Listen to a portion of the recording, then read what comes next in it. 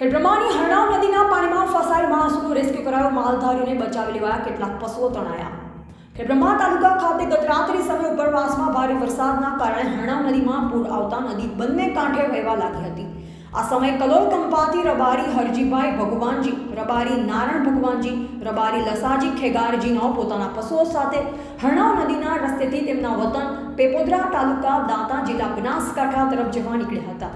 જે દરમિયાન હરણાવ નદીના પટમાં આવેલ રેપડી માતાના મંદિર પાસે પહોંચતા ઉપરવાસમાં વધુ વરસાદ પડતા અચાનક પાણી આવી જતા ઉપરોક્ત માલધારી પશુઓ સાથે ફસાઈ જતા તેઓએ કલોલ કંપાના રહેવાસીઓને ટેલિફોનિક જાણ કરતા તેઓ દ્વારા ખેડબ્રહ્મા નગરપાલિકા ચીફ ઓફિસરને જાણ કરેલ અને ચીફ ઓફિસર દ્વારા ખેડબ્રહ્મા નાયબ કલેક્ટર અને મામલતદારને જાણ કરતા તાત્કાલિક સ્થળ ઉપર આવી રેસ્ક્યુ અંગેની જાણ હિંમતનગર ઈડર તથા ખેડબ્રહ્માની બચાવ ટીમ કરતા રેસ્ક્યુ ટીમ સ્થળ પર આવી ફસાયેલ 3 ઈસમોને રાતના 3 કલાકે બહાર કાઢી બચાવી લેવામાં આવેલ હતા અને બચાવી લીધેલ ઈસમોએ વધુ માહિતી આપતા જણાવ્યું કે તેઓની પાસે કુલ 80 જેટલા પશુઓ હતા, જે પૈકી હાલમાં 15 ગાય તથા 3 જ વાછરડા છે.